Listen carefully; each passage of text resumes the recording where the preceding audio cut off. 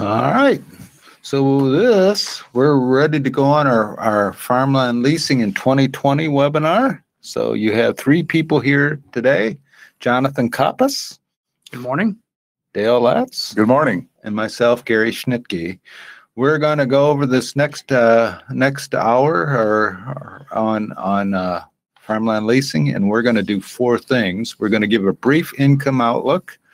We're going to do a Leasing Basics 101, just some of the issues associated with the leasing. Then we'll go over the types of leasing and what we're seeing as far as average cash rent levels in Illinois, flexible cash rents and share rents and what we're seeing there. And then finally, item number 4, we will be going over leasing addendums, which are new conservation lease addendums that we developed this year in cooperation with the Illinois corn growers and The Nature Conservancy. the Nature Conservancy. So that's our outline. We'll start out with income outlook. And income outlook, it's been, as they say, an interesting year, and we don't need too many more interesting years. I'm going to just illustrate where we're at with 2019 and 2020 here. So you're seeing budgets for 2019, 2020, and then actual results for 2018. Overall, we're looking at lower incomes for 2019. A lot of that is due to lower yields. Here you're looking at corn yields. We were at 237 bushels here in central Illinois last year. We're looking at 205 this year, and maybe that's too high, maybe that's too low. But overall, we're looking at lower yields in 2019. We're currently using a $3.90 price for corn, and one of the bright spots, I suppose, in the recent months is the increases in prices, but that gives us $800 of revenue. We could get an ARC PLC payment in 2019. This would be received in 2020. And this $82 here for MFP payments, that's the entire payment. So we're putting in not only the first half that you got, so $41, but also we're assuming that you're going to get the other two as well. But given that yield, 205, and that's probably remarkable given where we started the year, we're going to look at a farmer return on corn after paying a land cost here, which is about the average cash rent of $26 an acre, which is up a bit from last year. For 2020, we're projecting negative numbers. And again, that would be based on a 211 bushel yield, near trend, continued $3.90 price. Don't have anything in there for MFP payments right now, but that leaves us with a negative number for 2020. Here is what soybeans look like. And soybeans, we go from $154 per acre last year to $21 for this year and minus $45 for next year. But the big change here is going from 74 bushels per acre down to 55. We've had remarkable increases in prices here recently. We're currently using $9.30 in our budgets. That started out at $8.50. Lower soybean acres and lower yields have contributed to lower supply. Again, we're looking at $82 of MFP payments, which this year was the same for both corn and soybeans. Last year, that would have worked out to be $122. Again, for 2020, 63 bushels, which would be what we're basing, again, our 2020 rents on, a $9.20 price, but we come up with a minus $45. To get 2020 returns to zero, we would need another MFP payment, $50, or 5 bushel higher yields, all which could happen. One thing I would mention, though, if we have higher yields, you're probably looking at that $9.20 price being $8.50, $8.60, $8.70 again. So we lost 10 million acres of soybeans. So that's if we get those back and get normal yields or above average yields, we're probably looking at prices in the 8s next year again. So, Gary, before you move off that, could you go back to that slide? Just a couple points of clarification. The MFP payment, you took an average payment. That is county driven, right? County driven. So that would be county driven, $82. So some counties would be higher than that. Piatt County, and I can't remember, is a higher MFP payment, and some others are lower than that. And then the ARC PLC, I believe, I just looked yesterday, and they're starting to process that.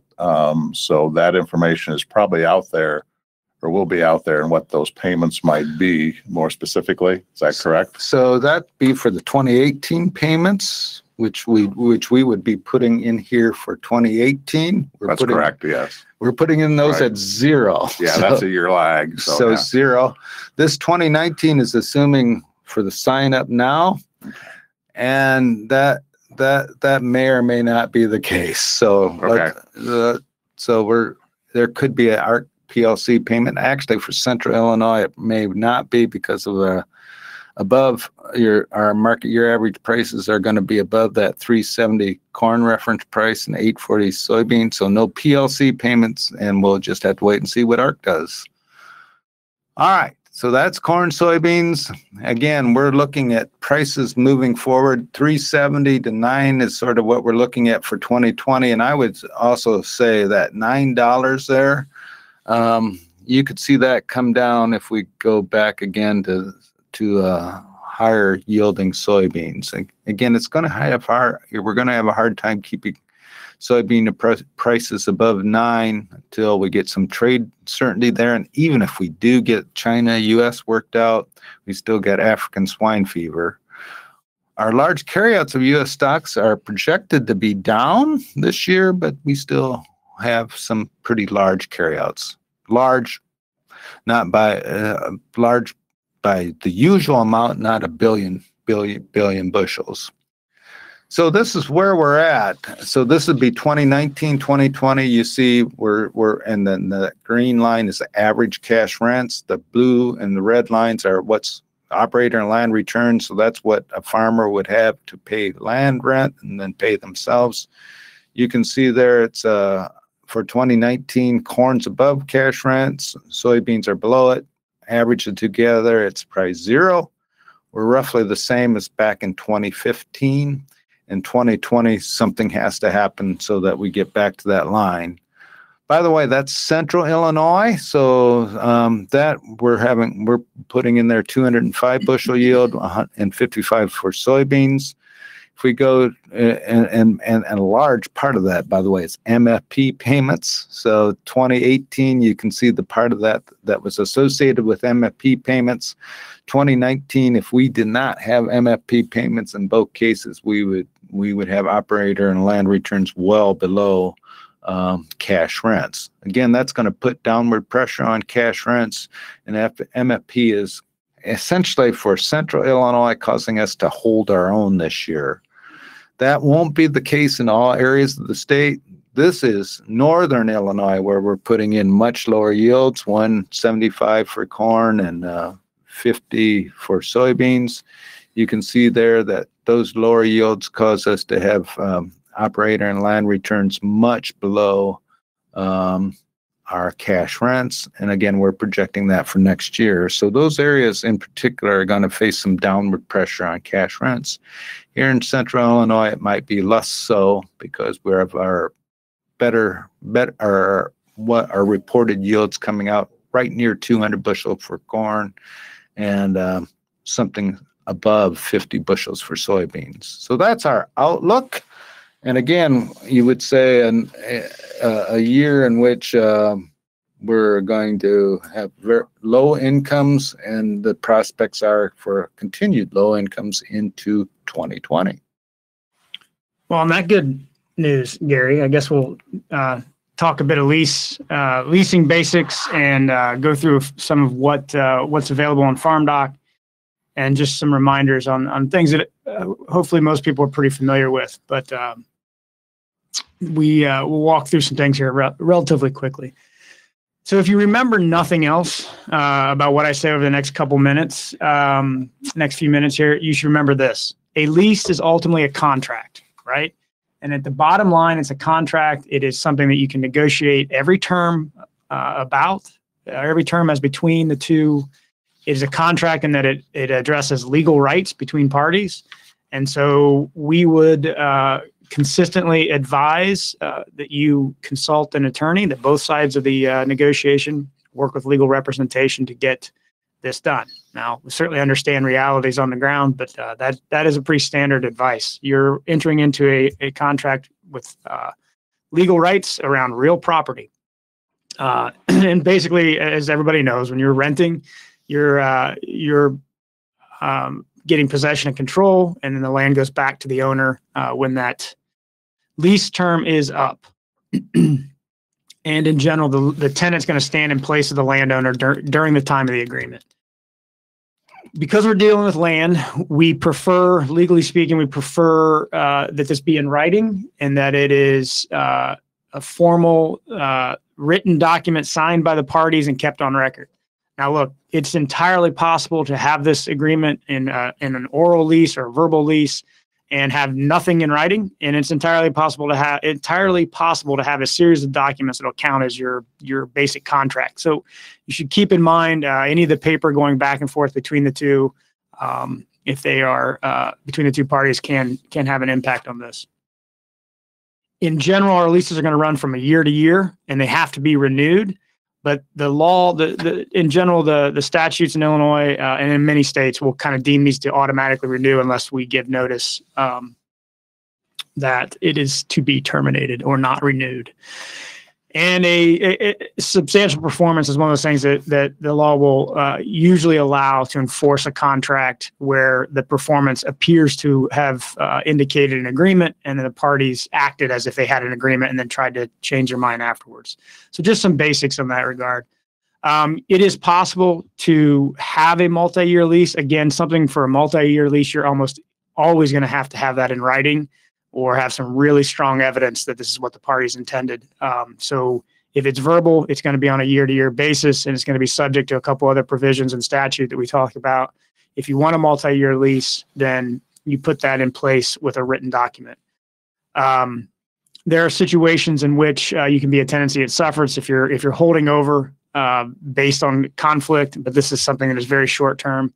Probably the most important thing, the second most important thing, first is that these are contracts between parties that affect legal rights on real property. The second is that by statute, most states require specific timeframes in which you have to give notice.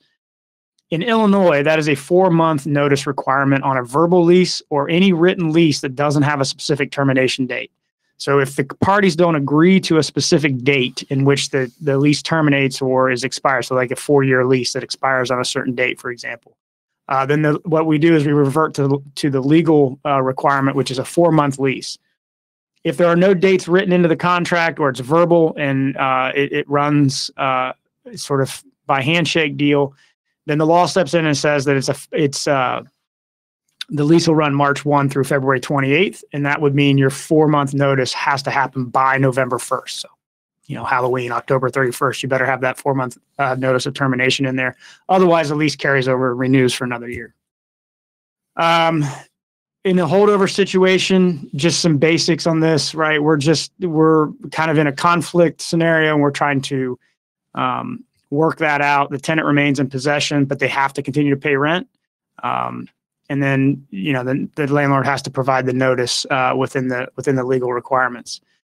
You can in a farm situation create this into a year to year, because what we are doing is obviously operating over the course of a growing season, and any conflicts around this, it's going to work against the landlord. So one of the things we think about in terms of what the statutes do within this relationship is that they are very much in favor of the tenant in most cases, just given the way the relationship works and how conflicts tend to come about. And so what we typically think, something like notice in particular, is the tenant that's going to get sort of the favorable look from the law.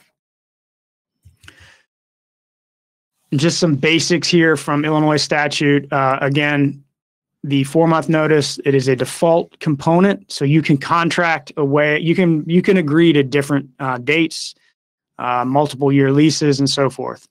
In a situation where the tenant is not paying the lease or not paying the rent on the lease, then of course the landlord has the opportunity to have a landlord's lien on any crops growing enforce payment on the lease.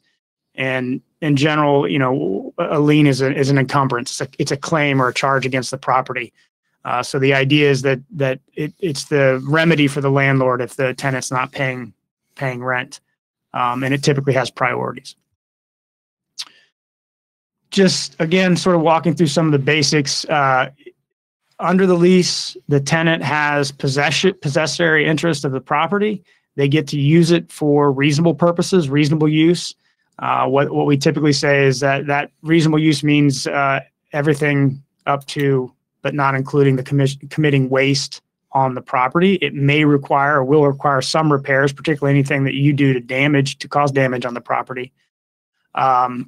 Within the idea of committing waste for the farm lease is this issue of proper farming or good husbandry.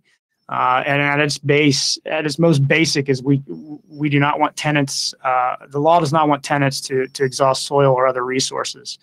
But this is very general. Again, the statutory and other case law around this is the tenant pretty much gets to farm as they see fit unless they've agreed otherwise within the lease. And so again, that written contract between the parties is incredibly important if you as the landowner want to require something other than base level. A couple other things: the growing crops on that farm belong to the tenant until they're harvested. Injuries on the premises, generally the landlord's not liable for that unless it's something the landlord should have fixed or dealt with, or something that's beyond the ability of the tenant to work through. Trespass, again, this is something that belongs to the tenant, except the landlord has a right of entry. They usually have to give notice before doing so. And like I said, the state laws are going to try their best to protect the tenants, including in situations where the landlord sells the property or if the landlord passes away and it goes through the estate process.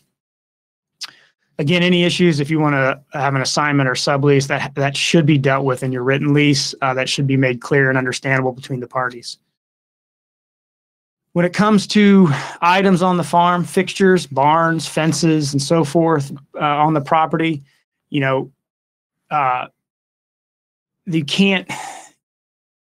tenant can generally, if you bring something onto the property, the tenant can generally take it with them. The big issue is going to be looking at the potential damage or destruction to the property. So that's going to, we just had something click off. Oh. That's going to be controlling and important. What's the impact on the property? So it's important to distinguish between things that are removable, things that are permanent. And as always, again, sort of going back to our basic first rule in this discussion, this is a contract between the parties. If you want to be specific about these things, you need to get that clear and written in the lease. As far as waste goes, we typically think of things that are permanent or substantial injuries. It's the kind of thing that you can do, on your own. You can tear something up on the property, or you can allow the property to go into waste or to be damaged over time because you're not having general maintenance and upkeep as you possess it. So this can include matters of irrigation, this can include weeds, and it can include soil erosion and other sort of environmental or natural resource challenges that can come about with the use of the property. And in general, if you are committing waste on that property, this is cause for the landlord to terminate and possibly get damages in that case. So operating in a responsible manner is incredibly important under a lease.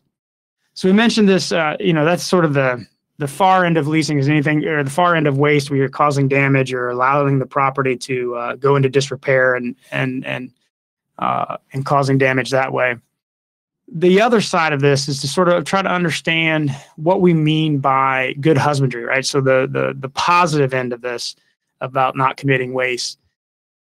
This is one of these areas that I think has not been updated a whole lot in many, many years. So a lot of this goes back to the way the views that are baked in from many decades ago, frankly. The basic concept of good husbandry is using and cultivating the land in a workmanlike manner and not committing waste, not exhausting the soil by negligence or improper tillage. So a lot of this is going to depend not just on what you do on the property, it's going to depend on kind of what the practices are in the area, what makes sense in that farming area, in that region, how do other farmers treat it in the community, and that's sort of the gray area that if you run into trouble, it'll have to be sorted out as between the parties and possibly in court. You know, how do you figure out whether somebody was reasonable in their actions or inactions on that property, and that's going to be a fun matter to sort out. The best way, of course, is to get it written in the document and have it clearly agreed to as between the parties. This is something, again, that's implied. It's an implied promise, an implied covenant in the lease arrangement, in the fact that somebody owns property and is agreeing to allow you to possess it for rent over a period of time. And so within that, the law sort of implies that we will take care of that. We will not destroy, we will not waste, we will not let it go into disrepair.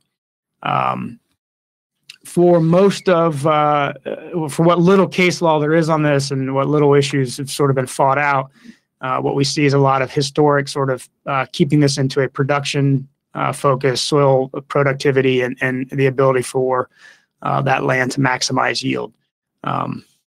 But again, those are some older perspectives, if you will, and that is always subject to change if we start to slowly see trends in litigation. In terms of improving that property, something that we look for is it going to benefit the real property interest, the value of the land, and if it's so, it's likely to revert to the landlord. It's going to revert to the landlord under the lease unless the parties somehow have agreed to do something different. One of the questions, and so this sort of goes to my point about, we're looking back at some pretty old law and some long-standing concepts in this. What we do not know looking forward is as we talk more and more about things like soil health and sustainable or resilient farming, how those begin to factor into any disputes or issues around committing waste or proper upkeep and good husbandry on the land. Example, this might be something like cover crops. Is it good husbandry or are the weeds? Are we improving the soil? How does that carry over in the case of a terminated lease? If that lease is terminated and a growing cover crop is still on it. These are things that haven't been sorted out, frankly, certainly not in any court cases that I'm aware of. But these are the kind of questions that are very important as farmers think about different practices on that land, and as landlords look at things that might improve the soil and the productivity and the overall upkeep of that property, is making sure that we address these sort of things in the lease, in the contract agreement between the parties. So with that background, we had a question here. Yeah. So here's the question. If we have a written lease and it has specific termination dates, is the owner also required to submit written termination? So it depends on how you write that. If you're saying the lease is absolutely done February 28th, 2020, then the lease terminates on that time unless the parties do something different. The written notice of termination is for a lease in which there is not an agreed upon termination date already, right? You could presume that the notice is in the original lease agreement. If it says March 1, 2020, then your notice is in the written agreement. If you do not have that notice, if you do not have a specific termination date agreed upon in the contract, and then that has to be written in. That's the other key part. You cannot have a verbal termination date that's separate. So if it's a verbal contract or the contract doesn't include a written provision terminating that lease, then you must go through the 4-month notice. All right. So then my other question or my other comment would be, if we have farming practices on that farm, there does come into a dispute between the farmer and landowner, it's probably going to go the farmer's way if it litigates, and particularly if it's a standard practice within the area, more or less. More or less. I mean, you always hesitate to predict too far down that line. But typically what we see is as long as the farmer is operating in a reasonable manner, which we usually are going to define by what is the standard practice in the area, and that it's not an obviously unreasonable or questionable undertaking, then usually the farmer is going to be allowed to do as they think best on that property. But clearly, if you're in a dispute situation, one, we don't know how that'll play out, and that's why it's so much better to have as much of this agreed to in advance by the parties rather than trying to sort it out in the gray areas in front of a judge. So is there minimum language required to terminate a lease? Is there minimum language? So it has to be written, right? Yeah, it has to be a written notice of termination, and it's as I understand it, it's more timing than. I mean, you have to be clear that you are terminating the lease in the agreement, but I don't know that there are actionable words that have to be in it. I don't know that I don't know about that off the top of my head, whether that's, I don't think you have to cite the statute or anything. What you really need is just sort of a clear termination notice to the tenant. And again, just to be clear, November 1 is the day, written notice. By November 1st. By November 1st. Yeah, you've got it. I mean, if you want to be safe, you're talking October 31st, right? You've got to have something to that in their hand. You got to have that notice to them by November 1st. And any part, so here's the other thing, right? Is any problems, any questions around that are going to be construed against the landlord, because that is a responsibility on the landlord to follow that provision. So, we're not allowed to give out legal advice on this sort of process, but you would want to err on the side of being in their hands before November 1st with a notice. That would be a key thing that as a landlord, you would want to avoid getting caught up in. So on a crop share lease through FarmDoc on Section 1, Part B, length of term. If somebody knows this lease well. If you have in writing, the lease term is January 1 to December 31st, and the lease will be allowed to expire 3 months before the end of the term. If not extended, is this sufficient notice? If it's in the written document, then that's what applies. The statutory 4-month notice is the default provision if there's nothing else agreed to by the parties. So if you agree to Jan 1/31 and you agree to a notice requirement that's less than the statute and it's in writing, then the parties can agree to what they, within relative reason, can agree to with what they want in that contract. What you had, the 4-month notice, just remember that's your default. If you fail to put this in the document or you are on a verbal lease, then it's the default provision that applies should you get into a dispute.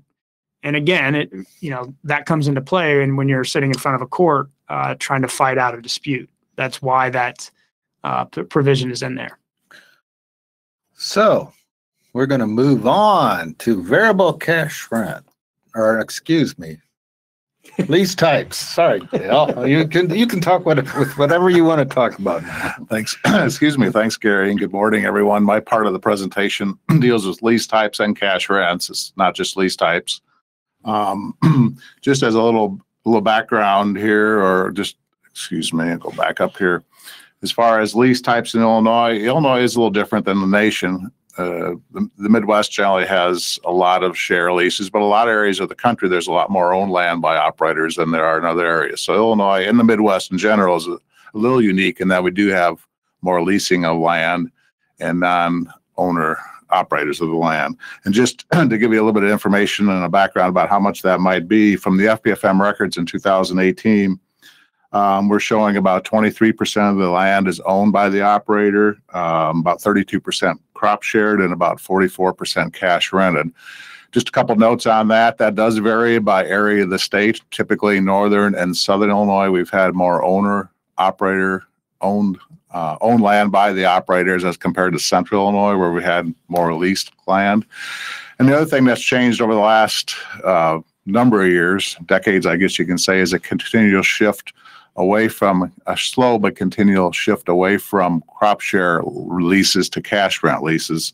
Actually, at one point from the FPFM records, probably if you go back about 10 years, we still had more crop share land than cash rented, and that has inverted over the last few years. So that's just a couple things there. As far as lease types, the Illinois Society of Professional Farm Managers and Rural Appraisers also does an annual survey and a mid-year survey of their members of various land value and leasing trends. It's always interesting to note what their information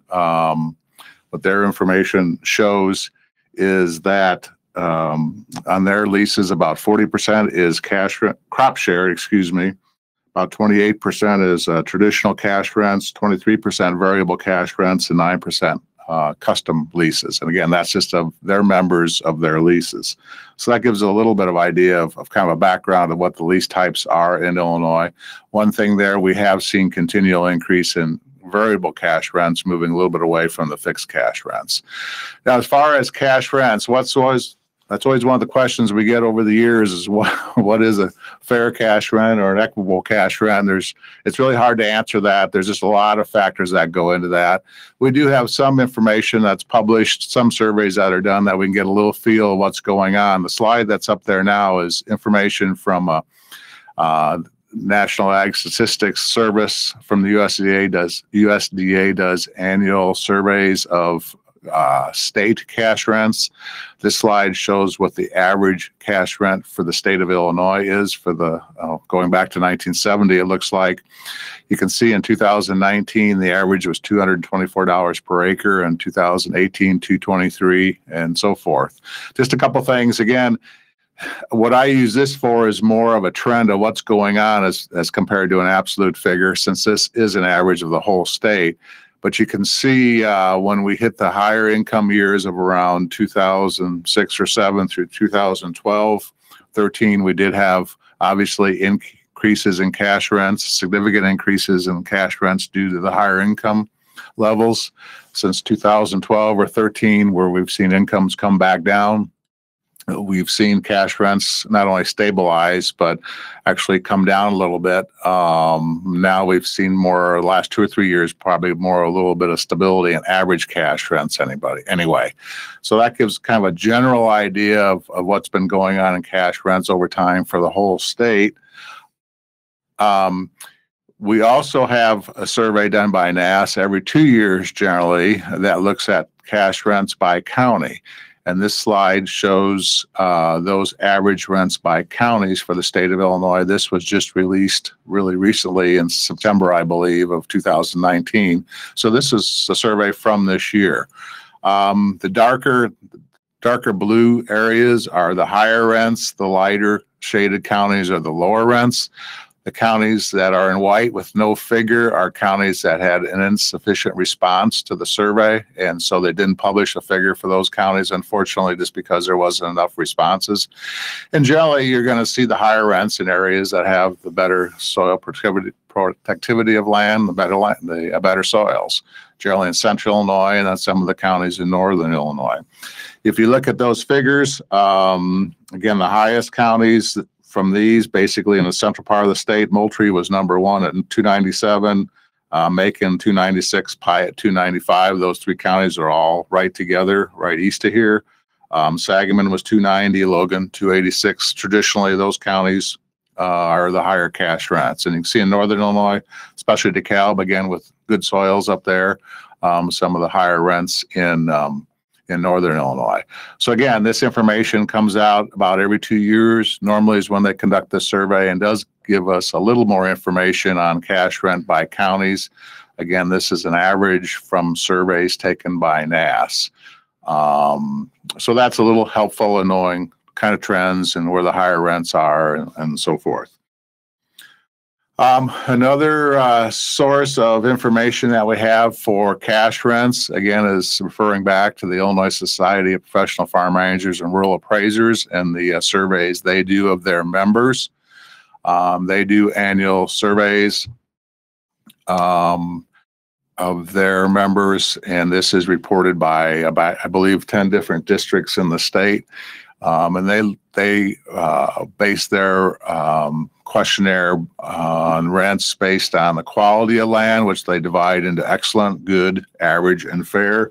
Just to give an idea of what that might mean, generally in excellent ground, the soil productivities above 133, or basically average corn yields of 220 bushels per acre or more. The good ground would have average corn yields of 180 to 220 bushel per acre, average 160 to 180 in the fair below that. So that gives you kind of an idea what the parameters are for those types of ground. You can see on 2019 the actual rents, and this figure that's listed there is the midpoint of their kind of the midpoint of their average cash rent. So kind of a middle ground figure here. For excellent ground in 2019, that was $302 per acre, and you can read the other figures there. What they expect for 2020 is a little drop in those rents, as you can see there, especially on the mid to lower productivity soils. They are excellent. They're showing $298, about a $4 an acre drop. When we look at the good and average and fair, that's especially the good and average, a little more of a drop than that. So we are seeing still some pressure on rents, some decrease in rents, although we're a little more stable than what we've seen. But again, still pressure on rents, I think, as Gary has pointed out, due to the tighter income levels, lower income levels from the really good times that we have had. So just we did have a question about these NASS yields. Do you have any sense of for how accurate the NASS survey is on those actual cash rents? So what we have done over time is compare these cash rents to what we see in our Illinois Farm Business Farm Management database, and they're usually very close to one another with some variation. And so I do believe that these NASS cash rents are capturing what's going on in the county. Having said that, there is extreme variability in cash rents across the county from one parcel to the next, and you get a feel for that just here. So, for example, in excellent quality productivity farmland, what farm managers are charging is $302 per acre. The average for that would be $20 to $30 less if you look at that compared to what an average cash rent is. For a number of reasons, the Illinois Society or professional farm managers have been above the average in recent years. I think generally what we can say is professionally farm managed ground is going to keep up, probably more current with what's going on with the economics out there. And so we do see these generally, if we talk about average rents, we would see these rents probably kind of at the higher end from that standpoint, just to the fact that they are professionally farm managed and do keep up, and a lot of these are on a competitive basis as far as that goes. Moving ahead, Gary, I'll kind of start on this a little bit, and I'll let Gary kind of fill in what I all missed out. But Gary kind of did a study a few years ago of using the NASS data, looking at is there a statistical formula that can be used based on the NASS data, counties and certain crop reporting districts, and also using the county average productivity index. When we say PI on there, that's soil productivity index, or basically a measure of the quality of the soils. So using that as an average, again, an average PI for the county and also the location in the state, Gary did a statistical analysis, and you can see kind of a formula that he came up with, which basically equals, and again, this as you get into statistics here, but minus 147 plus the CRD, which is crop reporting district, is what that stands for, adjustment, which you can see that figure on the right-hand side of the slide, that number there under the CRD adjustment column, plus 2.79 times the productivity index for that county or for that land. So he lists an example there of a Bureau County farm with 125 PI. Basically, the formula would be minus 147 plus 42 plus 2.79 times the PI, which in this case is 125, which equals $245 per acre in this example. Again, this is a statistically modeling sample or a formula based on the PI of the county and also then the location of the county, that being the crop reporting district. And I believe when I went back and read the FarmDoc Daily, and again, there's a FarmDoc Daily on this that was done back in 2017 that you can find the details of this analysis. It explained 91% of the variation of cash rents in the different counties. So it was that's good in terms of the amount of variation being explained by this formula. Again, this was using the NAS data, which again we're kind of referencing as a little lower than what we've seen from the farm managers data that's produced. Gary, comments on that? So just a quick couple points here. Productivity index is specific to the farm. What this formula is meant to do is find those, even within a county, we have considerable variability in productivity indexes across farms, and cash rents tend to go up with higher productivity indexes. So rather than just relying on the county average, this helps you hone in to the closer to what that average rent will be for that farm. 2 points about this, or maybe more points about this. One is we did this analysis in 2017. We did do the analysis again with 2019, and we're not going to change the numbers because they didn't change enough to matter. And again, we haven't been seeing changes in rents enough to cause those numbers to change. Finding the PI is relatively easy for a farm, and I would refer you back to the article, the 2017 article in the red there that you see at the bottom. The third point is if you find the average cash rent for the farm, I guarantee you there's a lot of variability around that. So, and a lot of that depends on a host of factors. One of the factors that many people think of is that we get lower rents with family owners, and I'll tell you right now that's not true. So if you want to see some of the worst disputes in the world, see them between families, by the way. So, but yeah, this will get you in the ballpark. The other thing is that CRD adjustment is important, and the positive numbers, for example, west southwest, the 55 for that area just simply says that area is paying more per PI than other areas in the world in Illinois.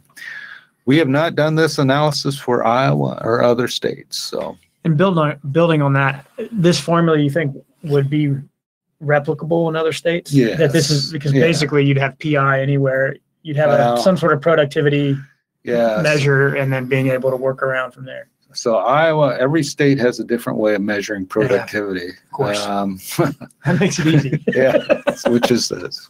Iowa has their corn suitability index. Illinois has our productivity index, and if you can ever get the soil scientist to agree on anything, we'll use it. So there you go. Again, this one last point on the productivity index or productivity of soils.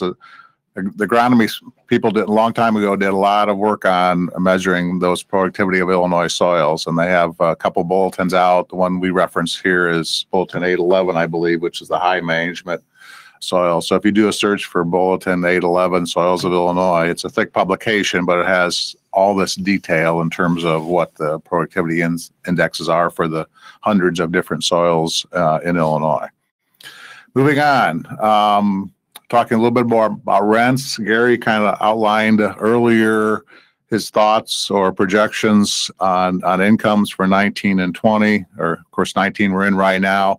Harvest is well underway, a lot of variability out there, a lot of differences among areas of the state as usual. But basically his thinking is, I will say that's his thinking is a little lower incomes. We hear people generally more pleased with yields than what they thought, but again, it's just such a variation this year. It's hard to make any general statements on that stuff. But as you look at incomes for corn and soybeans and so forth on farms the last few years, obviously we've seen downward pressure in the last 6 or 8 years since the glory days, I guess you can call it now, of 06, 07 through 2012, 2013. And so we're not, the point is we're seeing maybe stable incomes, maybe down a little more than what we've had in the last few years, but in either case, not a significant increase in incomes where we'd see rents start moving back up. So continued pressure on rents probably.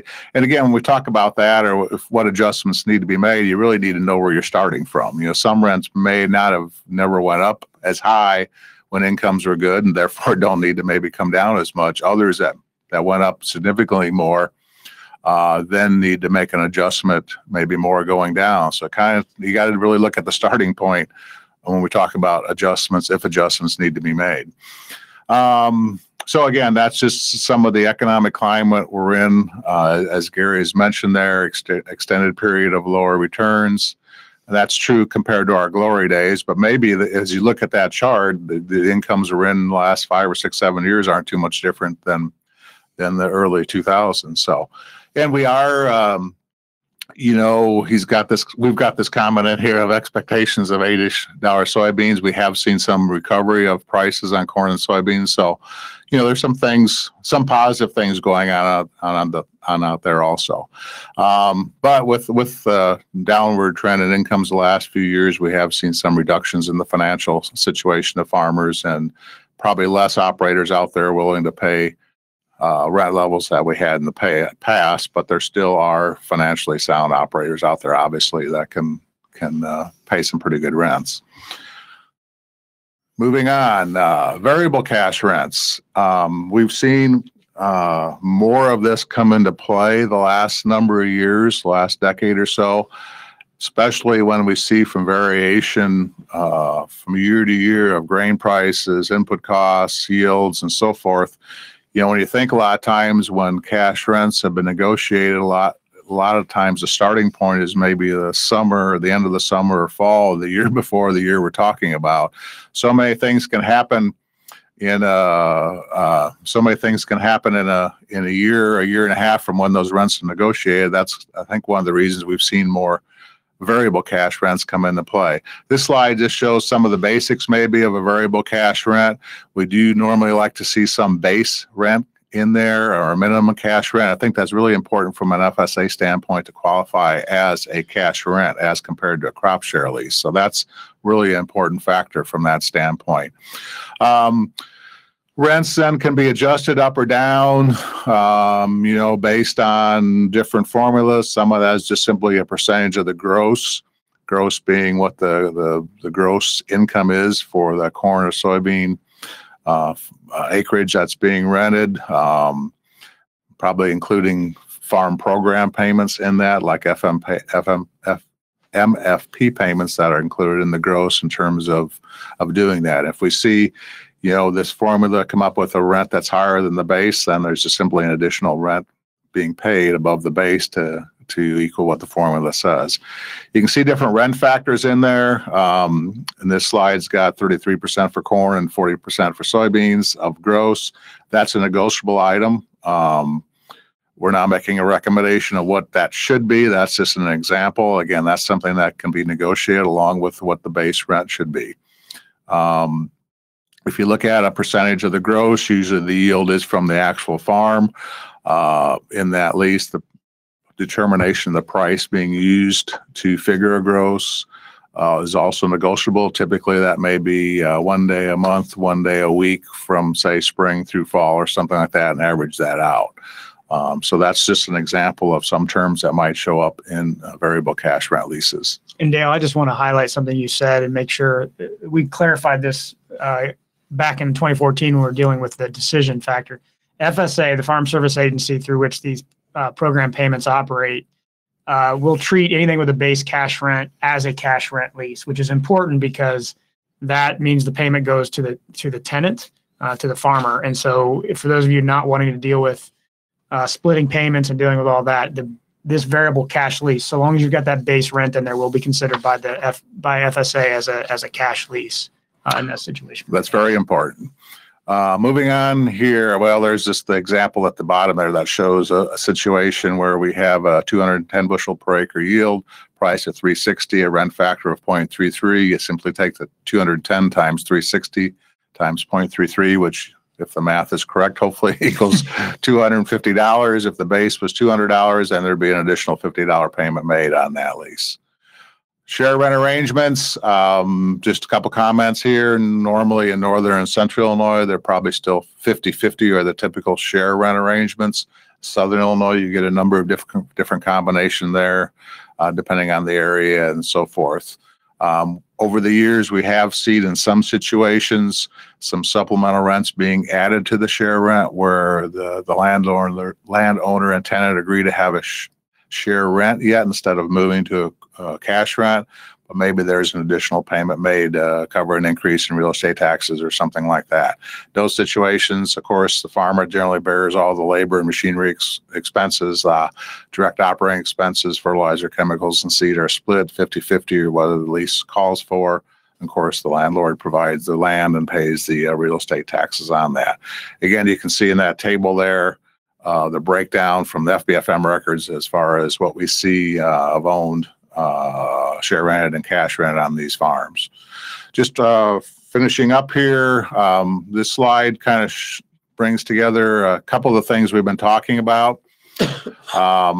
The blue line is the Illinois Society of Professional Farm Managers and Rural Appraisers rents, midpoint of rents on excellent quality farmland over time. You can see peaking around the 2013 time period at the end of the period of really good incomes, and we've seen some kind of a downward trend from that point. They almost got up to around $400 an acre average, and now we're down closer to that $300 an acre figure. Again, this is the midpoint of excellent rents. The red line is kind of average farm rents we've seen on good ground from some of the farm record information. The gray line, I guess I'd call that just share rent returns. That's basically a calculation we do looking at returns to landowners, and I would call this maybe adjusted share rent, but return to landowners based on a share rent lease, and then kind of a net return figure adding back in expenses that a cash rent landowner would still have, mainly real estate taxes, to get to what we can call maybe an equivalent cash rent. So you can kind of think of that as what a cash rent figure would be on traditional 50-50 crop share leases. So you can see actually early on there when incomes are going up, returns to those crop share leases, of course, adjusted accordingly every year. Cash rents from the Illinois Society members went up to mirror the income in the increase in incomes. Then as things turned around and incomes dropped down, obviously crop share leases adjust annually to whatever the returns are, so they immediately show what the economic return has been.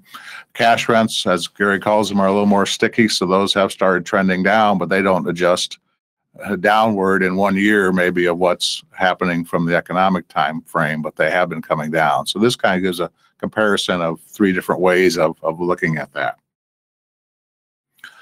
Okay, that kind of concludes that section, and we need to turn this over back to Jonathan and talk about some of the new and exciting things we have in leasing in terms of conservation amendments, addendums. Exciting indeed. Although Jim, I got to applaud the storm cloud looking picture before we go into this. I'm not sure what that signals to the audience right now. So just a couple of things. And we talked about, so as we went back through the lease basics, we remember the sort of baseline bottom, good husbandry and not committing waste on the property. But we want to also think looking forward about how we deal with a variety of challenges facing farmers and agriculture in general around conservation, around natural resource issues and environmental challenges. We are seeing, continued increase or a continued trend of pressure from the consumers and the food chain that these products for food products are sustainably sourced and sustainable production issues. We have a serious effort underway in Illinois and throughout the Mississippi River Basin to address the dead zone down in the Gulf of Mexico, Gulf hypoxia that's largely the result of nutrients being flushed out of soils and deposited down there in the Gulf and sort of getting a series of challenges for the fishing industry and for water quality through there. And this obviously is addressing water quality issues throughout this Mississippi River Basin for communities and drinking water challenges like we saw in Des Moines, Iowa, and continue to see. So these pressures are coming down on farmers, which is kind of highlighting why we are working on issues around conservation and leasing addendums. We also want to just sort of keep in mind in sort of a background issue from the Farm Bill. The Farm Bill does require, statute does require compliance on the land to be eligible for payments. And since 2014, to be eligible for a premium subsidy or offset in the crop insurance provisions. And that just means that if it's if the ground is considered highly erodible, you have to have a plan in place to control for erosion. If there's wetlands involved, you cannot drain the wetland and farm on it. And you cannot farm on a previously drained wetland if it was drained, generally if it was before 1990 or drained after 1990. So you can grandfather before that.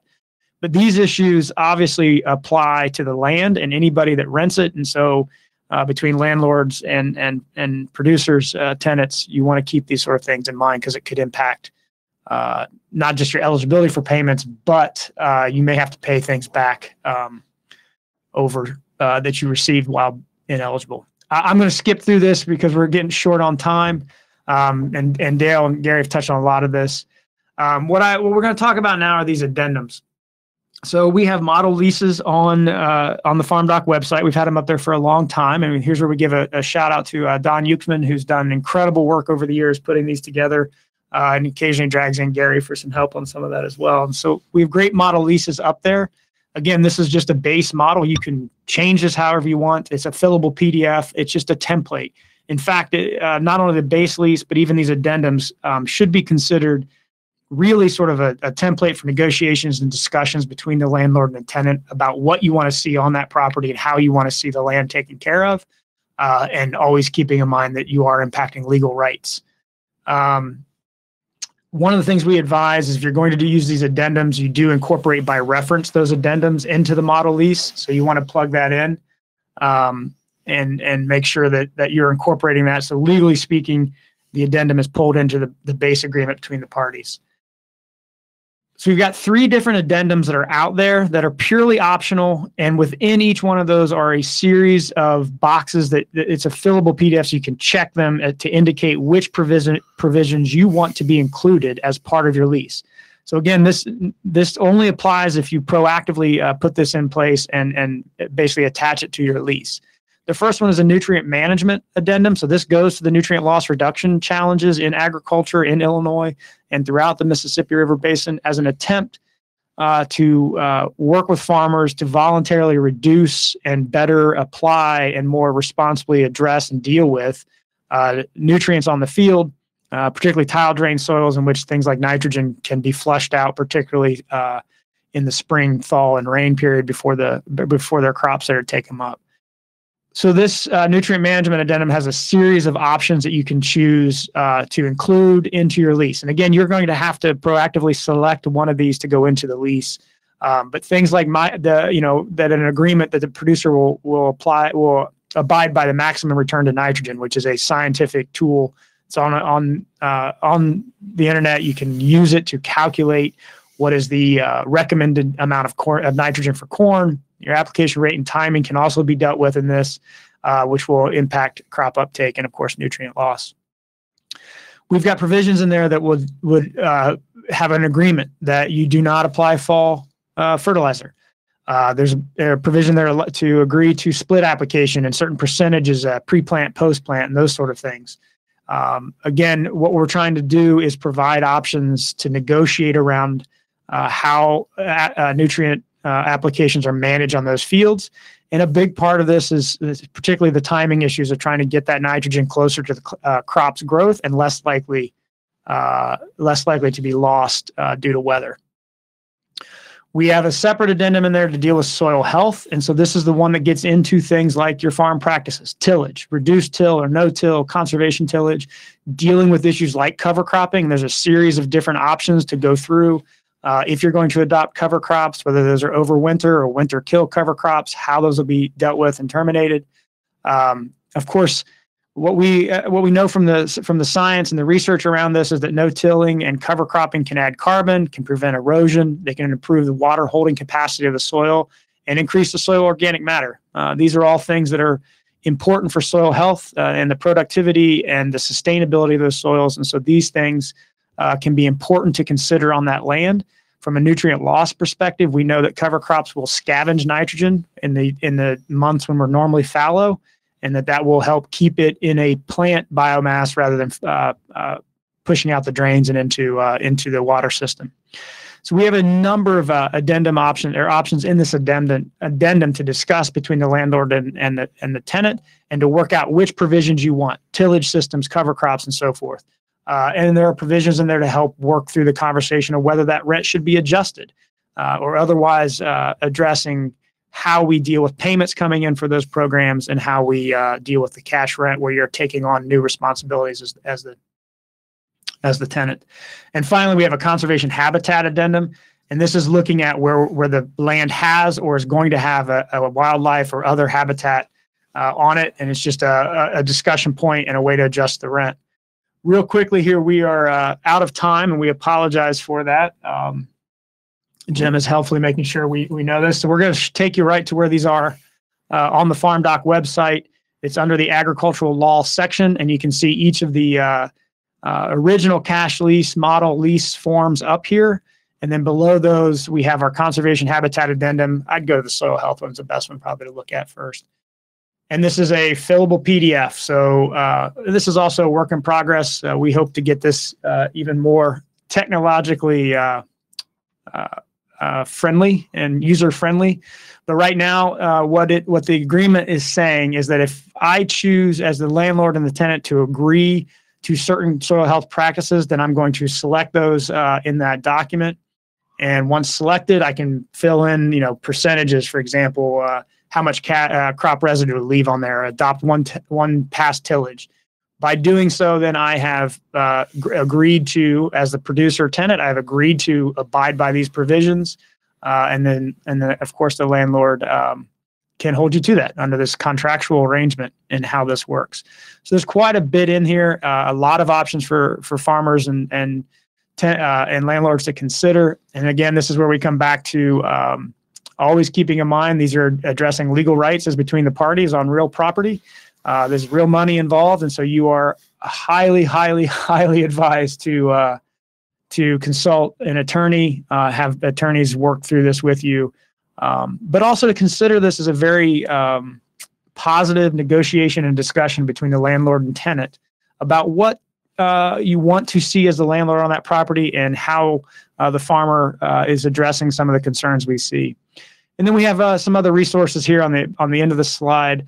Again, we want to thank Illinois Corn and the Nature Conservancy. We started this project working with them, and the Delta Institute that's also working on land tenure and conservation issues around leases. And we've been in great discussions with them as well on how we can continue to improve the tools that are available, the information that's available, and help as much as we can in this discussion and negotiation and set of issues around conservation and soil health and nutrient management on farms. And so there's some more information out there for those of you that want to go through it. And I'm sure we'll probably have another conversation or two about this as we go and as we learn through these processes.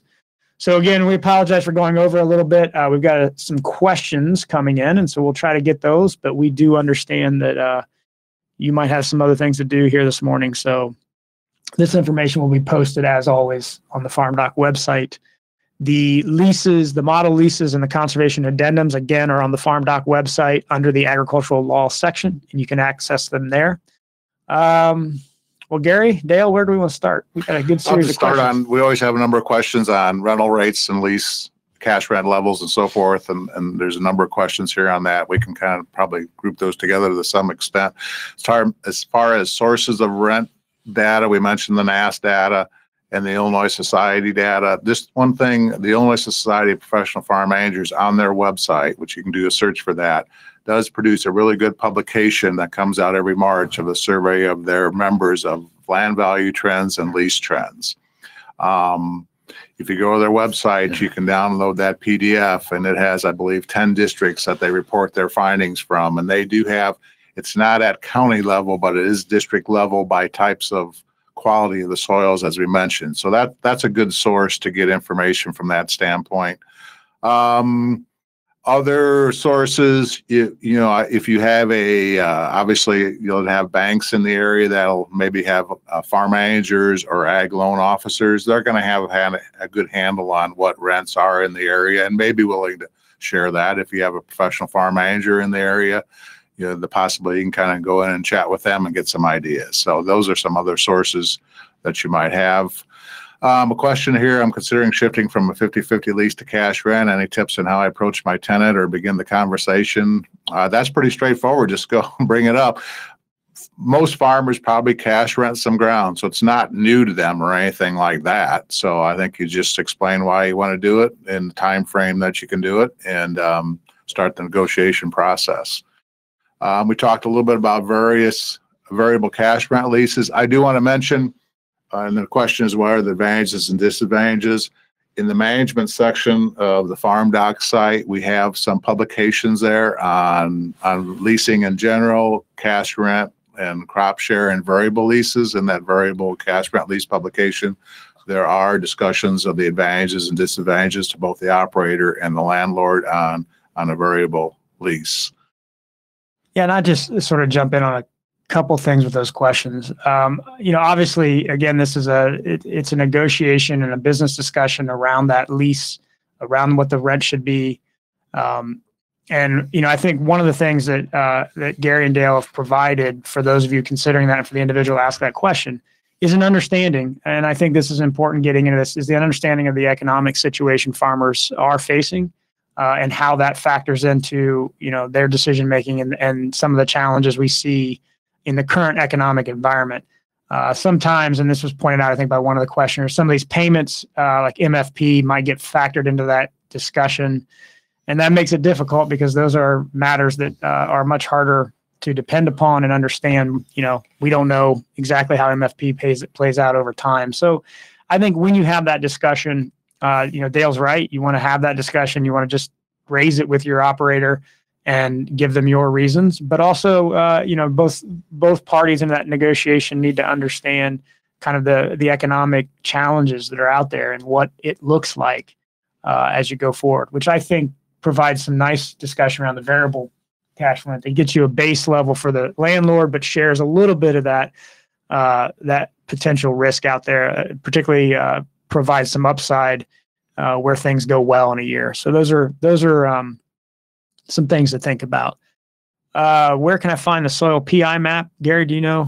So there's a couple where I would refer you to on the soil PIs is there's a November 2017 article on FarmDoc Daily that has those links. There's a couple of places that you can find PIs for a particular field. NRCS has a tool where you can outline the field and it will come back with the soil productivity rating, as well as Granular has a tool for doing that as well. 811 is also linked in that article, so you can find that article. 811 does not have a map. It lists different soils and their PIs, so you won't find a map if you're going to Bulletin 811. But there's other places that will give that. What are some good options to add some flexibility to a lease? So and here I think we might have disagreement between economists and lawyers, because I think in a written document you want as little left to question as possible. But when it comes to the cash rent side, I think so I would, frankly, I'm a fan of variable cash leases. I think that causes you not to have to negotiate every year. I think we gave a pretty good example of a pretty straightforward cash lease in this variable cash lease in this presentation. Always the hard part with the variable lease is coming up with the base cash rent and those values.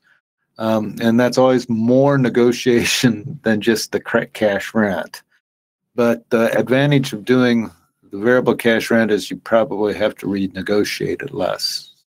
Dale. One point I do want to make on the variable cash rent leases, sometimes we've got into the thinking that once I negotiate and put in place a variable cash rent lease, which we think then, and it does adjust year to year to the conditions in terms of the lease, that I can kind of walk away and not worry about it. Well, I've seen the last 7 years of my full-time career, I was in ag lending and seen some of these leases, and things do change over time. Cost structures change and things like that. So even though you have a variable cash rent lease, they are probably going to be more workable for more years in a row than just a fixed cash rent lease. But I think from maybe every 3 or 4 years, 5 years, one probably does need to sit down and look at those terms to see if there is any adjustments that may be needed to be negotiated because of the change in economics that is happening out there. So where do custom leases fit in returns to landowner and operators? And it obviously depends on, so a custom lease typically has the owner of the farm actually acting as the operator of the farm and hiring out machinery operations and then paying a machinery operation fee to the operators. That's usually somewhere in the $100 to $120 per acre for a complete set of operations. How that compares to cash rents varies on the year. This year, the past couple years, probably the cash rents, depending on where your cash rent has been, the cash rent side has done better. I mean, it just depends. I mean, you're going to be marketing the grain and those sorts of things. So it really does depend.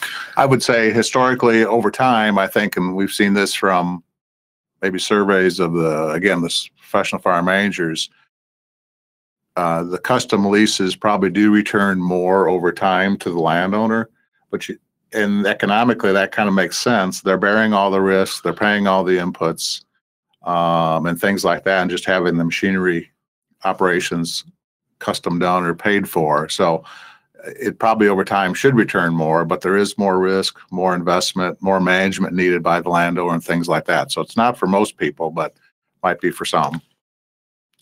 So how do you feel about the national community or crop NCCPI data? Actually, I have, from what I've seen, it's a pretty good data. It does a pretty good job of ranking fields by productivity index. Having said that, I'm not a soil scientist, and I'm sure that there would be considerable argument about whether that is correct or not. It goes in the right direction, right? It goes in the right direction. We tend to err on the side of more data is probably going to be helpful as we sort these things out over time, right? Yeah. How do I best recover the value of tile investment in variable or cash rent? And my lawyer friend here is shaking his head over this one. But so variable cash. So if tile will generally increase yields, and that is pretty consistent, and over time it's a good investment. We do see problems with in a rental situation of getting those incentives aligned properly, is how I would say it. We see a number of farmers being willing to aid in putting in tile, for which they will want a longer term lease, and they do have to have a much longer term lease and a much longer term commitment to farm the land if they're going to share in those costs. And then the better way to share in that would be a variable cash lease, because presumably your returns are going to go up. And I was shaking my head because this could be a topic in and unto itself. So, I think, dealing with these sorts of things across improvements on the land. But I think we have probably exhausted everybody's time and patience today. We thank you for tuning in this morning to talk about leases. I mean, what better way to kick off a Friday than a lease discussion? But we appreciate everybody taking the time. Again, we refer you to the FarmDoc website for more resources and articles, and stay tuned as we'll find our way through some more of these issues and work on them as we go. So thank you and have a great weekend.